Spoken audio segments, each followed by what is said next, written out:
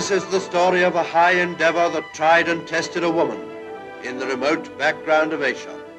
The story of a prince and a beggar maid, and of a nun who gave up her vows. Carter. So, Alisha and I didn't really like Black Narcissus. And it's not only because I have trouble pronouncing Narcissus. I keep wanting to say Narcissus, and it's Narcissus. And that's okay. I don't think we had to like it. I don't think that was a prerequisite or anything. I didn't dislike it. It's just that I didn't get it. I understand why it's a great film. I saw the production value, and it's insane. It deserves to have won Best Cinematography. It was a beautiful picture. And I don't want to say that I didn't know who was in it and that was a problem, but I didn't know who was in it and I had trouble telling who was who. Except for the chubby nun and the crazy nun, I had a lot of trouble telling them apart. So production values aside, which that was winning for me, we've got the story, and the story wasn't engaging. I didn't get it. And after I watched the movie, I looked some stuff up online, and maybe it was some kind of like allegory metaphor for Britain leaving control of India to the Indians. But I'm no history buff, and I can't say for sure that that's what it was. And I don't know anything about that era, so I can't really weigh in on it. So basically what we're left with, and I'm about to spoil things, so stop watching now if you don't want it to be spoiled. Some nuns go to a town, the town doesn't want them there, but they kind of want them there, but people are paying them to be there, and then someone goes crazy and kills someone else.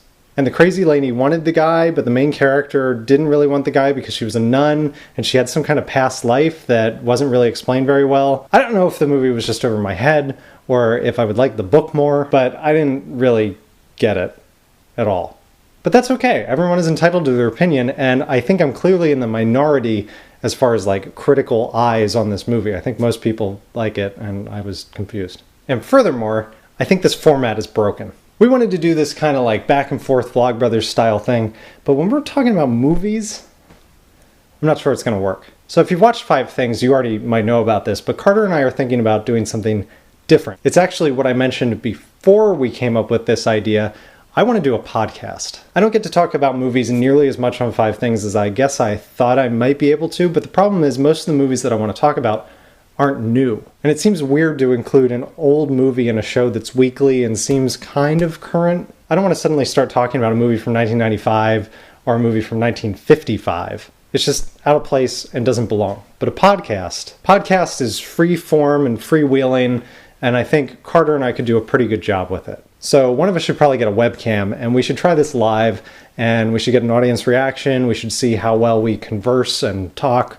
Portal 2 is our only real experience in talking to each other. So audience, please let us know what you think. Otherwise, I'm just going to say, Carter, your movie, and here we go, is it's French. I don't know how to pronounce that. That means hate. It's a movie by Matthew Kassovitz. That's French. He's that guy from Amélie, the guy with the big nose. He's a good director. Don't watch Babylon ID. Anyway, Carter, you have your assignment. Audience, you have yours. Everyone get back to me in, say, a week. Bye. I understood you wanted to see me. We want to talk to you on business. I suppose you want to talk to me on anything else. Sorry. I don't know why you are being so rude to me, Mr. Dean. I have to talk business with you, whether I like it or not.